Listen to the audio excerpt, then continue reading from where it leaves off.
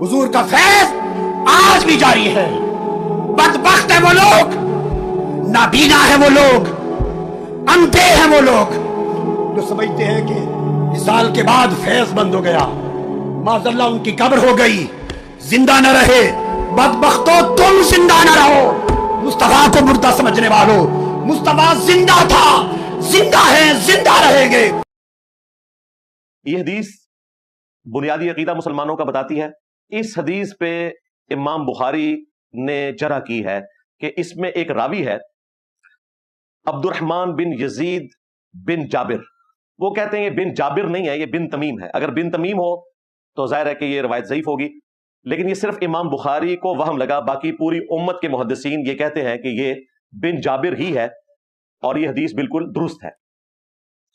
हमारे जो उस्ताद थे शेख जुबैर साहब, अगरचे वो भी इमाम बुखारी की राय के साथ एग्री करते थे, लेकिन उन्होंने फुट नोट पे मिशकात में लिखा कि मुहद्दिसीन की एक बहुत बड़ी जमात ने इस रवायत को सही कहा है और हकीकत यह है कि इमाम बुखारी को छोड़कर बाकी तमाम मुहद्दिसीन ने इस रवायत को दुरुस्त समझा है और यह रवायत दुरुस्त भी है। अलबत्ता जिनके नजदीक ये रवायत दुरुस्त नहीं है, इक्का दुक्का लोगों के नजदीक, उनके नजदीक वो रवायत बिल्कुल दुरुस्त है जो अल मुसन्नफ इब्ने अबी शैबा में मौजूद है, दलाइलुन नबुवा इमाम बैहकी की किताब के अंदर मौजूद है, और हमारे उस्ताद ने फदलुस सलाती अलन नबी के अंदर दुरूद शरीफ के ऊपर जो किताब काजी इस्माइल ने लिखी, उसकी तहकीम के दौरान इस हदीस के ऊपर उन्होंने ज़ईफ होने का हुक्म लगाया जो मैंने बयान की, लेकिन फुट नोट पे लिखा कि मुसन्नफ इब्ने अबी शैबा वाली रवायत दुरुस्त है कि जब तुस्तर शहर फतह हुआ पर्शियन अंपायर का, तो वहां सहाबा इकराम को एक बहुत बड़ा ताबूत मिला जिसमें एक लाश थी जो बिल्कुल सलामत थी, और उन्होंने खत लिखा सैयदना उमर को कि इस तरह एक लाश मिली है, लोग इसके वसीले से अल्लाह के हुजूर बारिश की दुआ करते हैं। तो हजरत उमर फारूक रदी अल्लाह तआला अन्हु ने जवाबन अबू मूसा अशरी रदी अल्लाह तआला अन्हु को एक खत लिखा कि ये अल्लाह के अंबिया में से एक नबी हैं।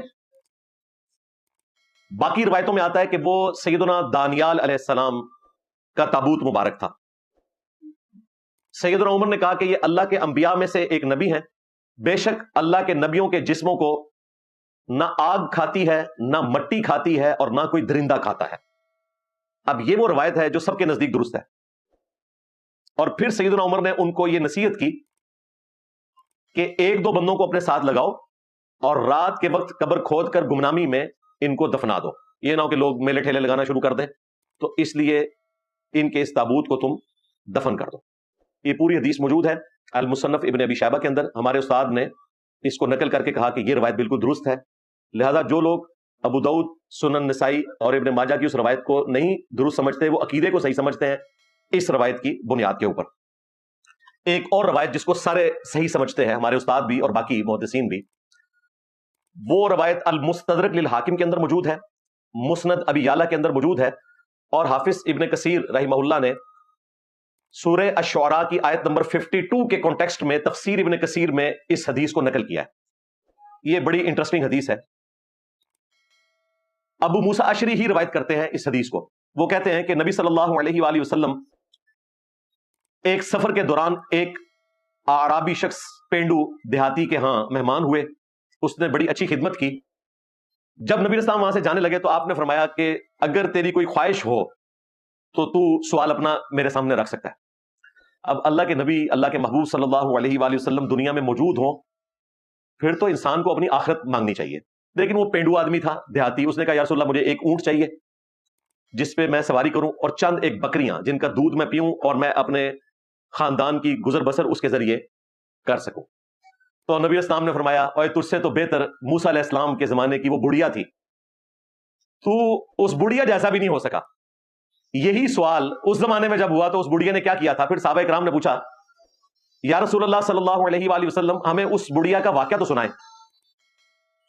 तो आप सल्लल्लाहु अलैहि वसल्लम ने फरमाया कि जब मूसा अलैहिस्सलाम अपनी कौम को लेकर निकले फिरौन से बचाकर, और जाहिर है कि वापस शाम जाना था, तो रास्ता वो भूल गए।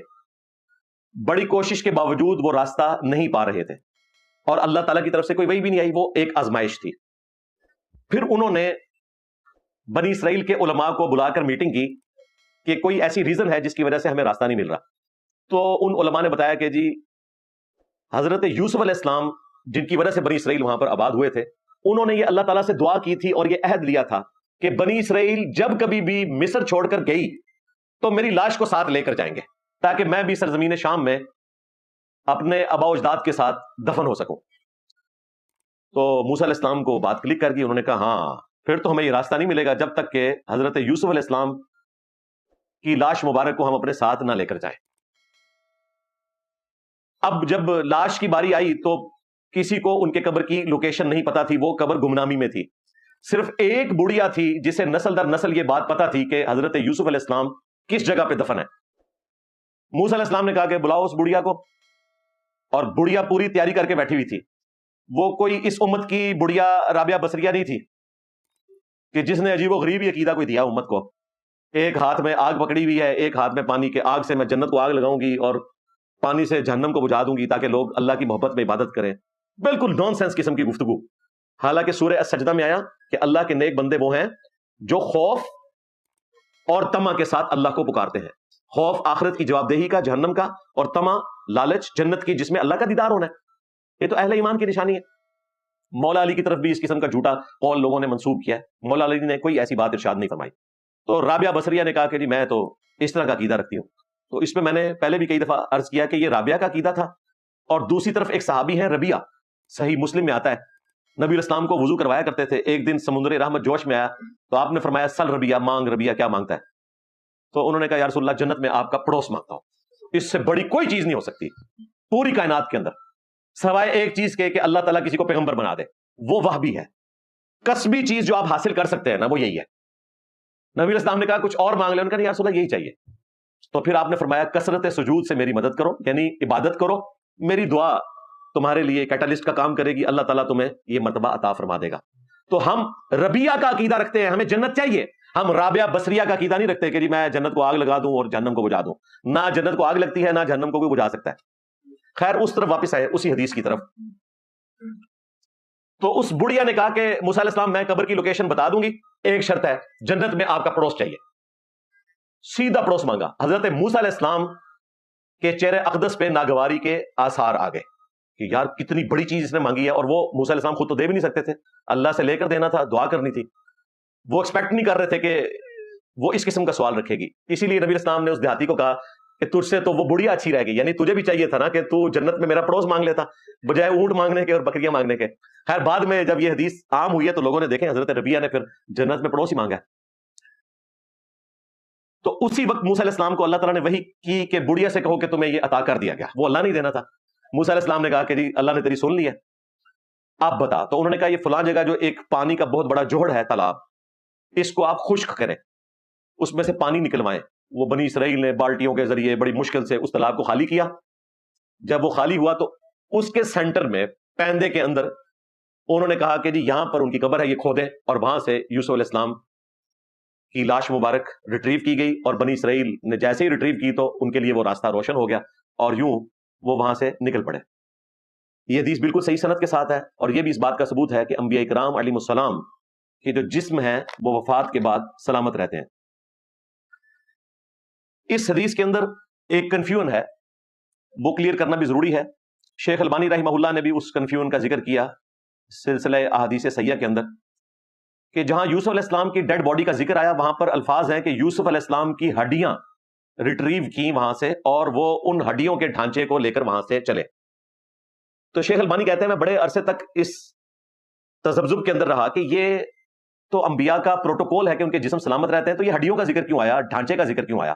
تو کہتے ہیں کہ مجھے جواب پھر حدیث سے ہی ملا کہ عرب کے لوگ جسم کے لیے بھی ڈھانچے کا ورڈ، ہڈیوں کا ورڈ یوز کیا کرتے تھے، اور پھر انہوں نے ثبوت کے طور پر وہ حدیث پیش کی جو سنن نبی داؤد کے اندر ہے کہ حضرت تمیم داری رضی اللہ تعالیٰ عنہ نے ریکویسٹ کی یا رسول اللہ صلی اللہ علیہ وآلہ وسلم میری خواہش ہے کہ میں آپ کے لیے لکڑی کا ایک ایسا ممبر تیار کروں کہ جس پر آپ کی ہڈیاں سکون حاصل کر سکے، وہ ممبر آپ کی ہڈیوں کو اٹھا کر رکھے۔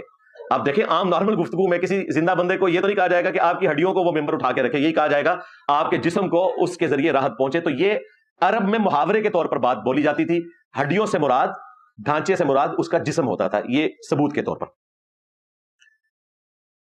حیات النبی صلی اللہ علیہ وآلہ وسلم کا جو عقیدہ ہے، یعنی کہ وفات کے بعد انبیاء آخرت کی زندگی کے ساتھ زندہ ہیں اور ان کے جسم بالکل سلامت ہیں، لیکن وہ زندگی دنیا والی زندگی نہیں ہے، وہ آخرت کی زندگی ہے، اور ہمیں اس زندگی کا شعور نہیں ہے۔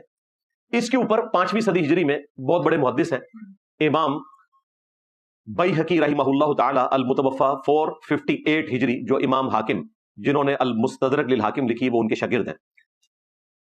انہوں نے الگ سے ایک پوری کتاب لکھی ہے، حیات الانبیاء فی قبورہم، 18 احادیث ہیں، چھوٹی سی کتاب ہے، یہ مارکیٹ سے آپ کو اردو ترجمے کے ساتھ مل جائے گی۔ آپ زندہ ہیں واللہ، اس کا ترجمہ کیا ہے ایک بریلوی محقق عباس رضوی صاحب نے، اور آلموسٹ کوئی 1000 صفحوں کی وہ کتاب لکھ دی ہے انہوں نے، 18 حدیثوں کی شرح 1000 صفحات میں۔ ظاہر ہے کڑاکا نکالا انہوں نے وہابیوں کا اور باقی لوگوں کا اپنے نظام میں، حالانکہ وہابیوں کا یہ کوئی عقیدہ نہیں ہے کہ نعوذ باللہ نبی الاسلام کا جسم اقدس جو ہے وہ مٹی میں مل گیا ہے۔ بعض لوگوں سے کوئی الفاظ اس طرح کے استعمال ہوئے، ادروائز سب کے نزدیک یہ عقیدہ درست ہے کہ انبیاء کے جسم اپنی قبروں میں یا جہاں پر بھی وہ ہیں وہ سلامت ہے۔ تو اس کتاب کے اندر امام بیہقی بھی حدیث لے کر آئے، یہ حدیث مسند ابی یعلا میں بھی موجود ہے، اور اس کی جڑ صحیح مسلم کے اندر موجود ہے۔ مسند ابی یعلا میں حدیث ہے کہ انبیاء اپنی قبروں میں زندہ ہیں اور وہ نمازیں بھی پڑھتے ہیں، اور صحیح مسلم میں اوپر تلے 2 احادیث ہے، نبی علیہ السلام نے شب معراج حضرت موسیٰ علیہ السلام کو ان کی قبر میں جو سرخ ٹیلے کے پاس تھی نماز پڑھتے ہوئے دیکھا، ہوا قائم یصلی فی قبری، وہ کھڑے تھے اپنی قبر میں اور نماز پڑھ رہے تھے۔ تو یہ تو صحیح مسلم میں موجود ہے، لہذا مسند ابی یعلا کی وہ روایت بالکل درست ہے کہ انبیاء اپنی قبروں میں زندہ ہیں اور نمازیں بھی پڑھتے ہیں۔ لیکن اگر آپ انبیاء کی قبروں کو کھودیں گے، وہ آپ کو نماز پڑھتے ہوئے نظر نہیں آئیں گے، وہ اسی طریقے پہ نظر آئیں گے جس طریقے پہ ان کو ہزاروں سال پہلے دفنایا گیا تھا۔ یعنی آج اگر قبر رسول صلی اللہ علیہ وآلہ وسلم کھولی جائے تو نبی علیہ السلام کو آپ اسی حالت میں پائیں گے جس حالت میں آپ کو دفنایا گیا تھا، سانس لیتے ہوئے، کھاتے پیتے ہوئے، چلتے پھرتے ہوئے نظر نہیں آئیں گے۔ وہ آخرت کی زندگی ہے، یہ دنیا کی زندگی کا پروٹوکول ہے، کھانا پینا، ٹوائلٹ، سانس لینا۔ آخرت کی زندگی کا رزق بھی الگ سے ہے، وہ زندگی بھی ایک ڈیفرنٹ نوعیت کی ہے۔ تو یہ عقیدہ کلیئر کرنا یہاں پر ضروری تھا۔ بہرحال کسی نہ کسی درجے میں ایک عام مسلمان کو بھی یہ فضیلت حاصل ہے۔ المستدرک للحاکم میں یہ حدیث ہے صحیح سند سے، اور صحیح ابن حبان کے اندر اور سنن ابن ماجہ میں بھی روایت موجود ہے، اس کی صحت پر کلام ہے، پوری اس کی صحیح سند حاکم میں اور صحیح ابن حبان میں موجود ہے کہ جب کبھی بھی مؤمن کو قبر میں رکھا جاتا ہے تو اللہ تعالیٰ اس کی روح لوٹا دیتا ہے، اور وہ اس طرح کا زندہ نہیں ہوتا جس طرح ہم دنیا میں زندہ ہوئے، آخرت کی زندگی کے ساتھ، قبر کے سوالات کے جوابات کے لیے۔ تو فرشتے اس سے نبی صلی اللہ علیہ وآلہ وسلم کے بارے میں پوچھتے ہیں کہ جو شخص تم میں مبعوث کیا گیا تمہارا اس کے بارے میں کیا عقیدہ تھا؟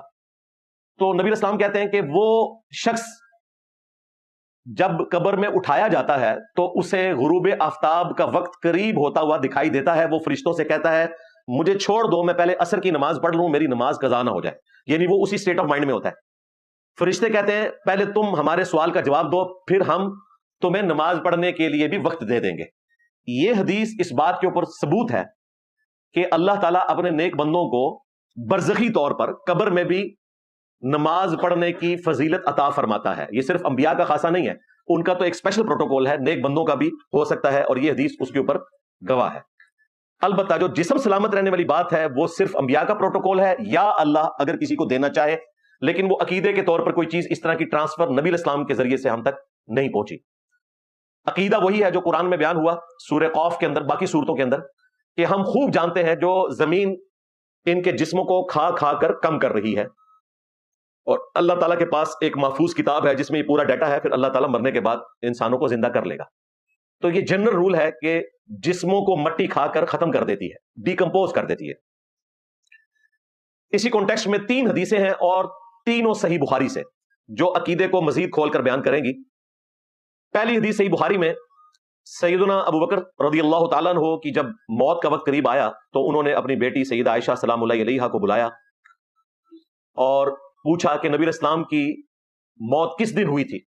تو انہوں نے عرض کیا کہ پیر کے دن ہوئی تھی۔ پھر پوچھا نبی علیہ السلام کو کتنے کپڑوں میں دفنایا گیا تھا؟ تو انہوں نے کہا کہ 3 کپڑوں میں دفنایا گیا تھا۔ پھر حضرت ابوبکر صدیق رضی اللہ تعالیٰ عنہ نے اپنی بیٹی کو وصیت کی کہ مجھے بھی پھر 3 کپڑوں میں دفنانا۔ مرد کے لیے کفن جو ہے 3 کپڑے ہیں، ایک تہمد، ایک قمیص وہ سلی بھی نہیں ہوتی، اور ایک لفافہ جس میں پوری لاش کو رکھا جاتا ہے۔ اور انہوں نے کہا کہ جن کپڑوں میں بیمار ہوا تھا نا، یہ پرانے کپڑے، انہی کو دھو دینا، تہمد اور چادر، وہی میرا کفن بنے گا، اور ایک اضافی چادر اور پرانی وہ لے لینا۔ میرے کفن کے لیے نئے کپڑے یوز نہ کرنا، کیونکہ نئے کپڑے زندہ لوگوں کا حق ہیں اور کفن تو بالآخر پیپ کا حصہ بننا ہے، یعنی جسم نے گل سڑ جانا ہے اور کفن بالآخر پیپ کا حصہ بنے گا. نیا کفن زندہ لوگوں کی ضرورت ہے. یہ کون کہہ رہا ہے؟ سیدنا ابوبکر الصدیق رضی اللہ تعالیٰ عنہ. اور پھر انہوں نے پوچھا کہ آج دن کون سا ہے؟ تو بیٹی نے بتایا کہ آج منڈے کا دن ہے، اور یہ بھی بتایا کہ نبی اسلام بھی منڈے کو فوت ہوئے تھے. تو انہوں نے کہا میں بھی اللہ سے امید رکھتا ہوں کہ مجھے بھی آج منڈے کے دن اللہ تعالیٰ موت دے گا. لیکن اللہ کا شکر ہے کہ منڈے کے دن وہ فوت نہیں ہوئے، وہ رات کو فوت ہوئے، منگل کی رات کو، یعنی غروب آفتاب کے بعد، اور صبح سے پہلے انہیں دفنا دیا گیا جنازہ پڑھ کر. یہ شکر میں نے اس لیے ادا کیا، ویسے تو حضرت ابوبکر کو یہ بات بری لگے گی اگر میں ان کے سامنے کروں، لیکن اگر آج کی وہ گمراہی دیکھیں تو ان کو اس بات کی سمجھ آئے گی کہ میں نے شکر کیوں ادا کیا کہ اس امت کے 4 ٹاپ کے جو اولیاء اللہ ہیں، ایک تو آپ کے جعلی بنائے ہوئے ہیں نا اولیاء کے سردار، جو اوریجنل اولیاء کے سردار ہیں سیدنا ابوبکر، عمر، عثمان و علی رضی اللہ عنہم اجمعین وعلیہم السلام اجمعین، ان میں سے پہلے خلیفہ سیدنا ابوبکر وہ اپنی بیٹی سے کہہ رہے ہیں کہ میں آج منڈے کو فوت ہو جاؤں گا، لیکن وہ منڈے کو فوت نہیں ہوئے. تو حضرت ابوبکر صدیق کا علم غیب فارغ، تو غوث کتب عبدالت شاہی کوئی نہیں. ہاں جی میرے ابوبکر صاحب ہے ہی کوئی نہیں، تیرے بابے تھے شاہی کوئی نہیں. اگر انہیں نہیں نہ پتا چلا، ہاں اگر اندازہ درست نکلتا تو لوگوں نے علم غیب بنا دینا تھا، پھر بھی علم غیب نہیں ہوتا، اسیسمنٹ ہو سکتی ہے. بہرحال اللہ کا شکر ہے اللہ تعالیٰ نے یہ عقیدہ محفوظ کر دیا. دوسرا انہوں نے امت کو یہ عقیدہ دیا کہ جسم مرنے کے بعد پیپ کا حصہ بننا ہے. اب لوگ کہیں گے انہوں نے عارضی کے طور پہ بات کی، بالکل عارضی کے طور پر کی ہوگی، لیکن انہوں نے امت کو یہ عقیدہ بتایا. اور اما عائشہ نے بھی نہیں کہا کہ ابا جان آپ کے لیے تو پروٹوکول ہے کہ آپ کا جسم سلامت رہے گا. ہمارا تو حسن ظن ہے کہ صحابہ اور اہل بیت کے جسم سلامت ہوں گے، لیکن یہ عقیدے کے طور پر نبی اسلام نے کہیں تعلیم نہیں کیا. لہٰذا اگر کسی صحابی کا جسم سلامت نہ رہے تو یہ اس کی کوئی بزرگی فارغ ہونے کی دلیل نہیں ہے، یہ ذہن میں رکھیے گا. دوسری حدیث جو صحیح بخاری سے میں نے پیش کرنی تھی، وہ جابر بن عبداللہ رضی اللہ تعالیٰ عنہ کہتے ہیں کہ غزوہ احد کے موقع پر کیٹاسٹرافک کنڈیشن تھی، تو میرے والد کو ایک دوسرے شخص کے ساتھ اجتماعی قبر میں دفنا دیا گیا، اور میرے دل میں ایک کلک تھا کہ میرے والد کی قبر الگ سے ہونی چاہیے. 6 مہینے بعد وہ کہتے ہیں کہ میں نے اپنے والد کی قبر کھودی، ان کی لاش نکال کر الگ قبر میں شفٹ کی، اور کہتے ہیں میرے والد کی قبر میں لاش بالکل سلامت تھی، صرف ایک کان تھا جو ڈیمیج تھا. اب وہ پتہ نہیں زخمی ہونے کی وجہ سے ڈیمیج تھا، یہ انہوں نے تفصیل نہیں بتائی. بہرحال عرب کے ریگستانوں میں لاش 6 مہینے تک ریت کے اندر مٹی میں رہے تو وہ ہڈیاں ہی بن جائیں گی.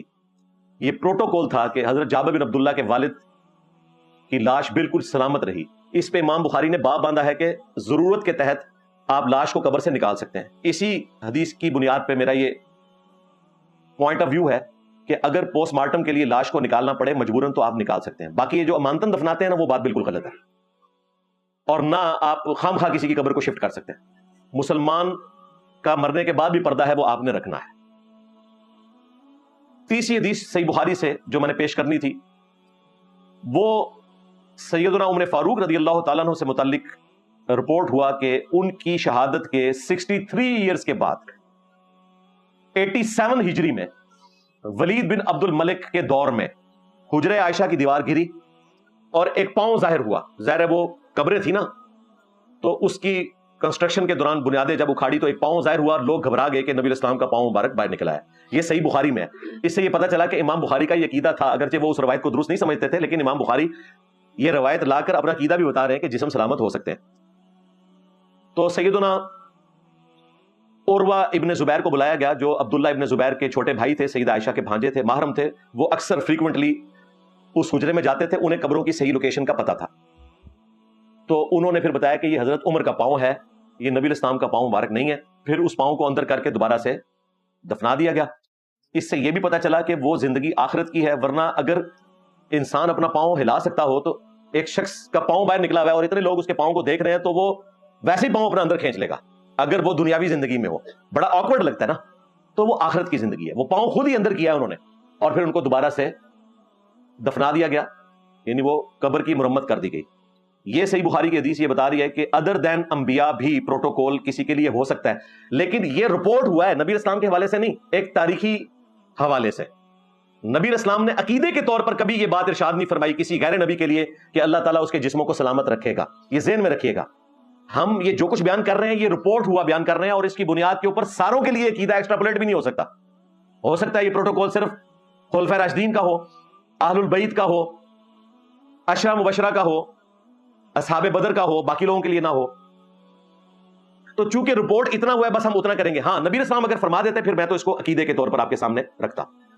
اب رہا معاملہ شہداء کی زندگی کا, جو اکثر بنیاد بنا کے تو انہوں نے ادھم مچایا ہوتا ہے. جی قرآن میں ہے سورۃ البقرہ میں, وَلَا تَقُولُوا لِمَن يُقْتَلُ فِي سَبِيلِ اللَّهِ أَمْوَاتٌ, جو لوگ اللہ کی راہ میں مارے جائیں انہیں مردہ مت کہو, وہ تو زندہ ہیں.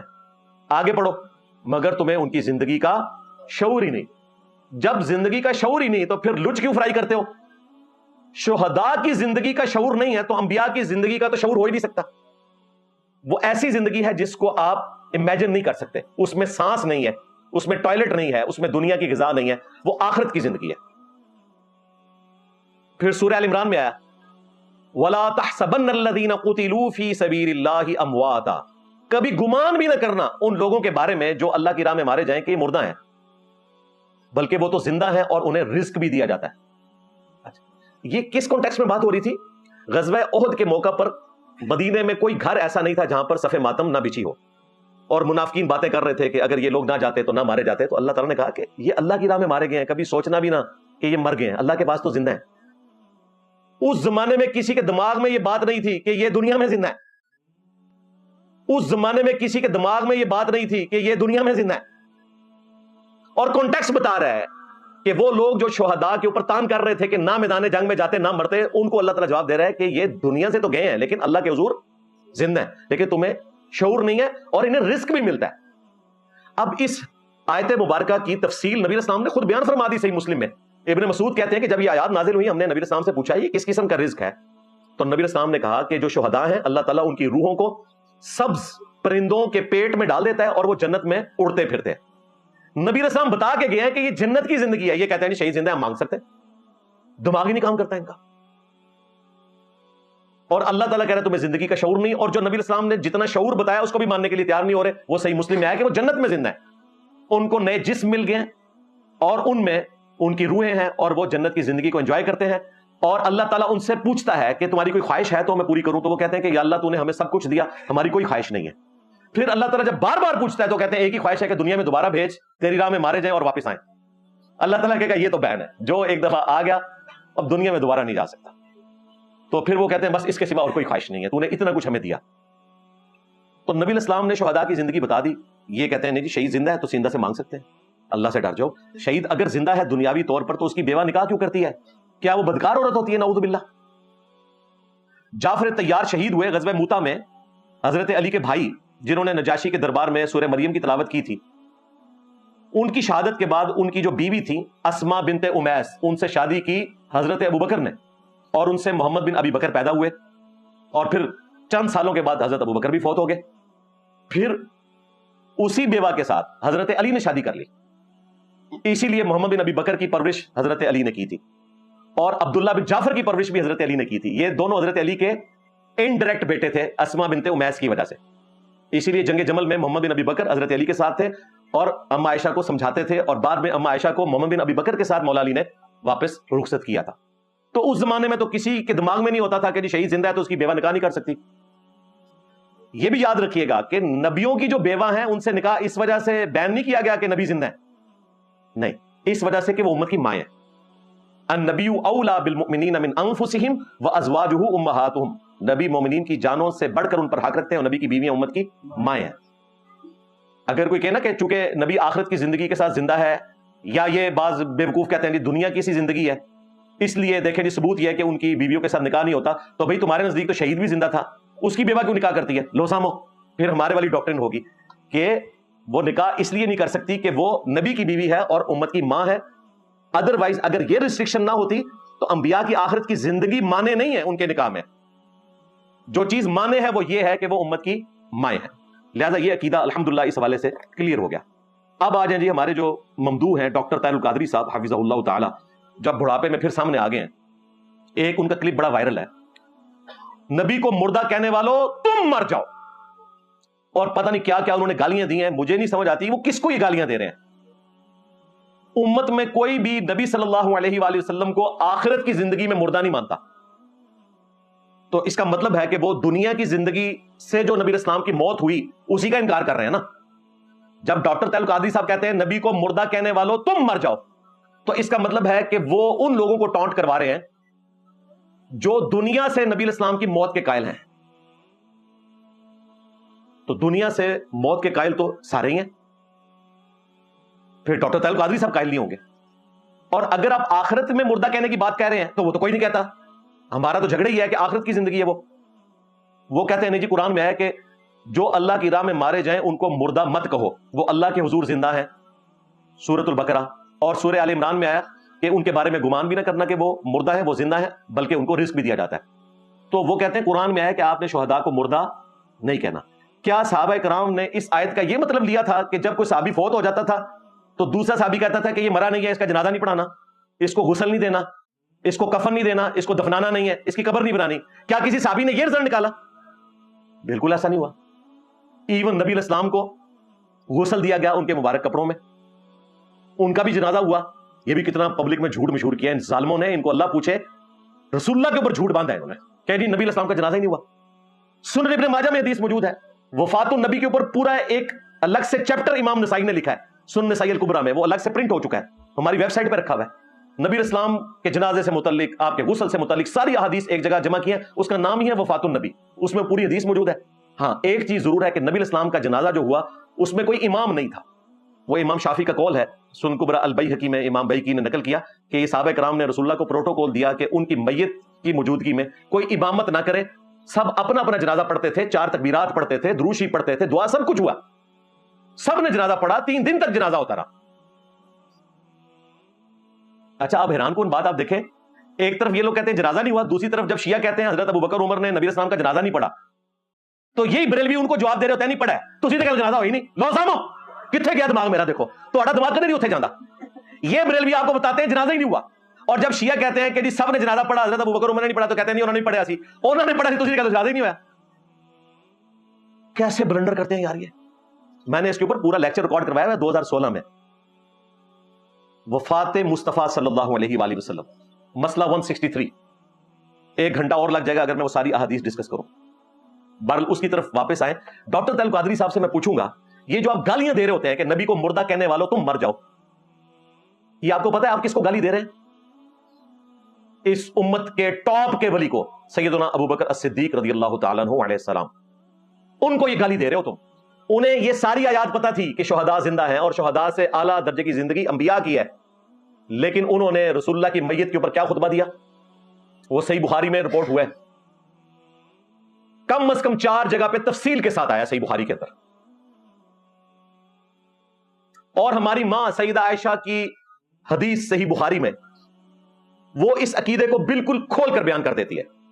یہ دونوں حدیثیں ہمارے عقیدے کی سپورٹ میں ہیں. پہلے میں سیدہ عائشہ کی وہ حدیث بیان کرتا ہوں جو بخاری میں ہے. وہ کہتی ہیں کہ نبی الاسلام کے بالکل آخری دن چل رہے تھے، بالکل آخری وقت قریب تھا، اور نبی الاسلام بار بار دعا کر رہے تھے کہ اے اللہ مجھے رفیق الاعلیٰ کے ساتھ ملا دے. اتنے میں میرے بھائی عبد الرحمن بن ابی بکر آئے، ان کے ہاتھ میں مسواک تھی. نبی الاسلام بول بھی نہیں سک رہے تھے کمزوری کی وجہ سے. آپ نے اشارہ کیا تو میں سمجھ گئی کہ آپ کو مسواک بڑی پسند ہے. اور بیسیکلی اس وقت مسواک کر کے نبی الاسلام نے کیا حاصل کرنا تھا؟ یہ حاصل کرنا تھا کہ امت کو دانتوں کی صفائی کے اوپر آمادہ کیا جائے. تو وہ کہتی ہیں مسواک دی تو مسواک سخت تھی. نبی الاسلام نے چبانے کی کوشش کی، نرم کرنے کی، لیکن کمزوری کی وجہ سے آپ چبا نہیں سکے. تو مجھے دی اور میں سمجھ گئی کہ آپ کا اشارہ کیا ہے، تو میں نے اپنے دانتوں میں اسے چبایا، صحیح طریقے سے نرم کیا، پھر نبی الاسلام کو دیا. آپ نے مسواک کی. اور پھر اما عائشہ کہتی ہیں کہ اللہ کا شکر ہے کہ اللہ نے اپنے محبوب صلی اللہ علیہ وآلہ وسلم کی موت سے پہلے آپ کا لعاب دہن مبارک اور میری تھوک کو ایک جگہ جمع کر دیا. کتنی بڑی سعادت ہے.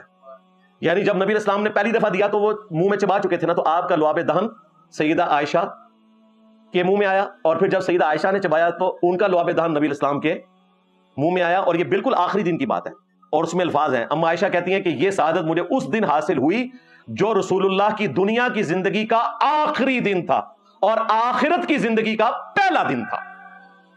یعنی اما عائشہ کا یہ عقیدہ ہے کہ نبی الاسلام دنیا سے جا چکے ہیں اور کس زندگی میں زندہ ہیں؟ آخرت کی. اب آ جائیں ابوبکر صدیق رضی اللہ تعالیٰ عنہ کا عقیدہ. نبی الاسلام کی وفات ہوئی، سیدنا عمر نے تلوار اٹھائی ہوئی ہے، جو کہے گا کہ نبی الاسلام فوت ہو گئے میں اس کی گردن کاٹ دوں گا. ان کا یہ نظریہ تھا کہ جب تک رومنز اور پرشینز کو اللہ تعالیٰ مفتو نہیں کرتا مسلمانوں کے ہاتھوں، نبی اسلام دنیا سے نہیں جائیں گے. جس طرح موسیٰ علیہ السلام عارضی طور پر کوہ طور پر گئے تھے، واپس آ گئے تھے، نبی اسلام بھی ڈورمنٹ پوزیشن میں واپس آ جائیں گے. سیدنا ابوبکر حجرہ عائشہ میں داخل ہوئے، کفن مبارک ہٹایا، ماتھے پر بوسہ دیا اور کہا یا رسول اللہ، اللہ تعالیٰ آپ پر 2 موتیں جمع نہیں کرے گا. یعنی یہ جو عمر کو وہم لگا یہ غلط ہے. ایک موت آپ کو آنی تھی، وہ آ گئی ہے، اب دوبارہ سے آپ نے دنیا میں آ کے دوبارہ نہیں جانا. پھر آپ مسجد نبوی میں آئے، ظاہر ایڈجسٹنٹ تھا وہ حجرہ، ممبر پر چڑھے اور کہا کہ عمر کو اس کے حال پر چھوڑ دو. لوگ حضرت ابوبکر کی طرف متوجہ ہوئے. یہ حضرت ابوبکر کا ہی حوصلہ تھا اتنے مشکل وقت میں اپنے اعصاب کے اوپر قابو رکھنا، یہ نبی اسلام کی تربیت تھی. سیدنا ابوبکر صدیق رضی اللہ تعالیٰ عنہ نے اللہ کی حمد اور دروشی پڑھنے کے بعد جو پہلا جملہ بولا نا، وہ ایسا جملہ ہے جس کی وجہ سے ڈاکٹر طاہر القادری صاحب فارغ ہو چکے ہیں، جو کہتے ہیں کہ نبی کو مردہ کہنے والوں تم مر جاؤ. ڈاکٹر صاحب یہ گالیاں آپ حضرت ابوبکر کو دیتے ہو. پہلا جملہ انہوں نے پتا کیا بولا؟ الا من کان یعبد محمدا فان محمدا قد مات. آگاہ ہو جاؤ، جو کوئی بھی تم میں محمد کی عبادت کرتا تھا جان لے محمد مر چکے. مات وفات کر گئے، وصال فرما گئے نہیں، مات.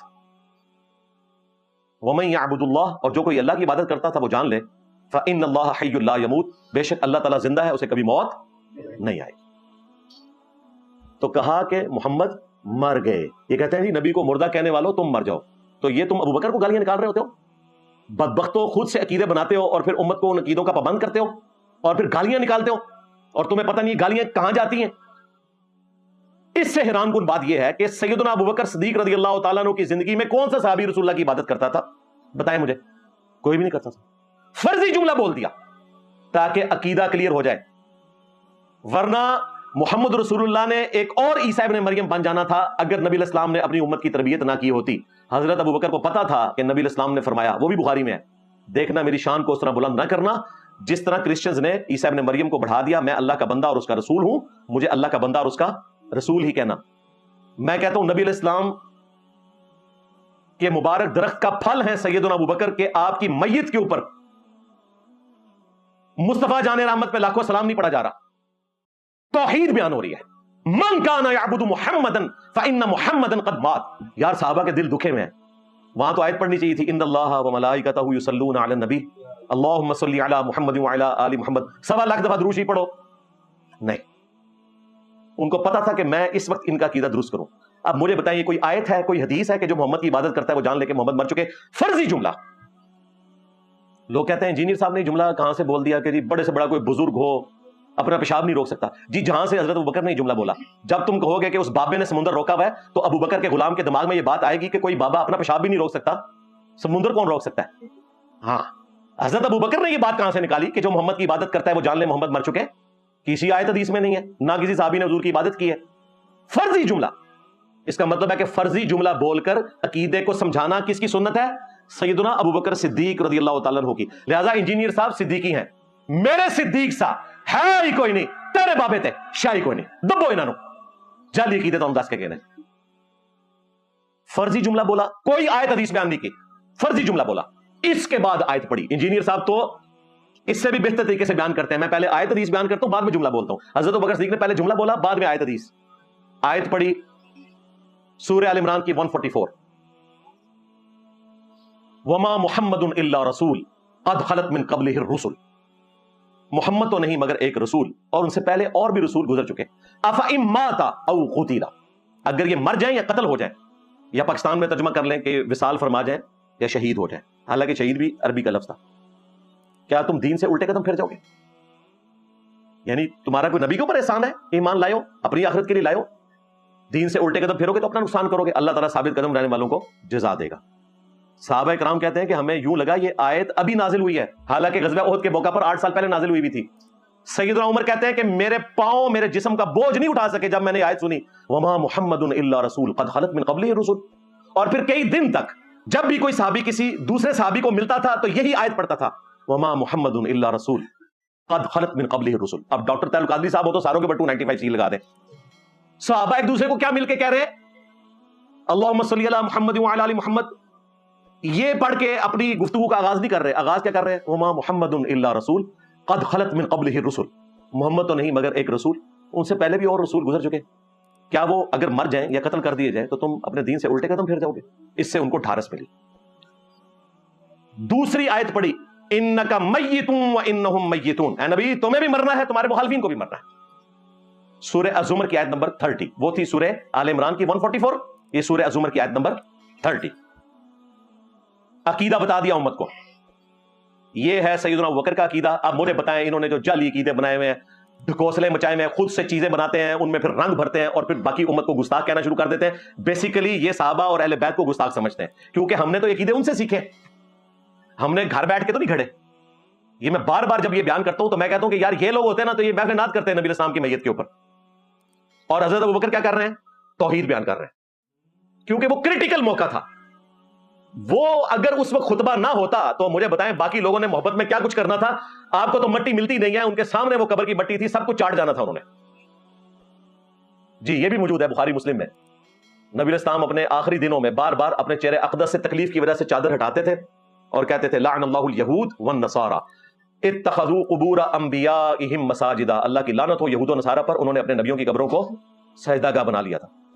اما عائشہ کے الفاظ ہیں بخاری مسلم میں اس حدیث کے ساتھ کہ رسول اللہ آخری وقت میں ہمیں ڈرا رہے تھے کہ میری قبر کے ساتھ یہ کام نہ کرنا. اگر ہمیں خطرہ نہ ہوتا کہ لوگ رسول اللہ کی قبر پہ سجدے شروع کر دیں گے تو میں رسول اللہ کی بیوی آپ کی قبر کو زیارت کے لیے اوپن چھوڑ دیتی، یعنی حجرہ عائشہ کو میں گرا دیتی کہ ٹھیک ہے جس کی مرضی وہ اپنے نبی کی قبر کی زیارت کرے، لیکن ہمیں خطرہ تھا کہ اگر قبر کو اوپن چھوڑا تو لوگ قبر پہ سجدے کرنا شروع کر دیں گے. کوئی آج کے زمانے کا بندہ ہوتا تو کہتا کہ اما جان آپ کو ٹینشن کیا ہے، شرک تو ختم ہو چکا ہے، لو سامو.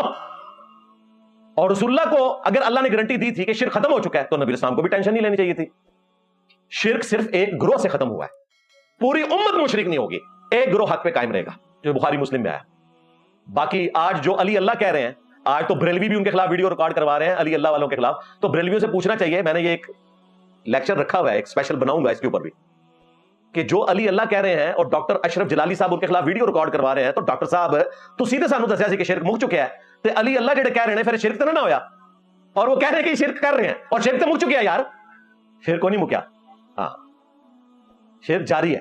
ہاں ایک گروہ قیامت تک حق پہ قائم رہے گا، وہ توحید کے بارے میں زیرو ٹالرنس رکھے گا. آج بھی الحمدللہ ایسے لوگ موجود ہیں جن کی توحید بالکل ویسے ہی ہے جس طرح نبی علیہ السلام نے جب آنکھیں بند کی تھی اپنی امت کو وہ توحید دے کر گئے تھے. اور یہ اس امت کا خاصہ ہے. موسیٰ علیہ السلام تو 40 دن کے لیے کوہ طور پہ گئے، 70,000 صحابہ جو ہے مرتد ہو گئے، بچڑے کو خدا بنا لیا. آج دیکھیں ہمارے نبی کو دنیا سے گئے ہوئے 1400 سال سے زیادہ گزر چکے ہیں، لیکن بالکل 24 کیرٹ سونا توحید ہے کروڑوں لوگوں کی. اس لیے تو اگلے انبیاء رش کریں گے، یہ امت توحید ہے. اور اگر آپ ایک براڈر لیول پر دیکھیں تو شرک فی ذات کے حوالے سے صرف ایک یہ نصیریہ نے خباثت کی ہے، ادروائز اللہ کی ذات میں کسی نے شرک نہیں کیا. صفات میں ضرور کیا. سارے فرقے محمد عبدہ و رسولہ ہی پڑھتے ہیں، محمد اللہ کے بندے اور اس کے رسول ہیں. کوئی نہیں کہتا کہ وہ اللہ کے بیٹے ہیں، جس طرح کہ کرسچنز کے اندر غلط عقیدہ آ گیا تھا. تو یہ امت توحید ہے. تو سیدنا ابوبکر نے یہ عقیدہ امت کو بتا دیا، تو ہم تو بھئی حضرت ابوبکر کے ساتھ کھڑے ہیں، ہمارے عقائد تو وہ ہیں. اب ڈاکٹر طارق قادری صاحب کا یہ کہنا کہ نبی کو مردہ کہنے والوں تم مر جاؤ، تو ظالموں کیوں لوگوں کے جذبات کے ساتھ کھیلتے ہو، ان کے عقیدے کیوں خراب کرتے ہو؟ تم کہنا کیا چاہتے ہو بھائی؟ اس سے نکالنا کیا چاہتے ہو؟ صحابہ کرام کو گمراہ کہنا چاہتے ہو، انہیں گستاخ رسول کہنا چاہتے ہو؟ حقیقت یہ ہے کہ صحابہ اور اہل بیت گستاخ رسول نہیں تھے، گستاخ رسول تم ہو جنہوں نے اپنی مرضی سے رسول اللہ کی طرف غلط عقائد منسوب کر دیے، ولیعوذ باللہ تعالی. اب بابوں کو چلتے چلتے ایک خوراک میں نے اور دینی ہے، اس کے بغیر یہ میرا لیکچر مکمل نہیں ہوگا. 3 ریفرنسز میں نے اینڈ پہ بابوں کی جو قبر بنائی ہوئی ہے نا اس کے اوپر جو ایک کتبہ لگانا ہے نا، وہ یہ 3 ریفرنسز والا کتبہ لگانا ہے، لیکن وہ بیان کرنے سے پہلے ایک دفعہ درود شریف پڑھ لیں.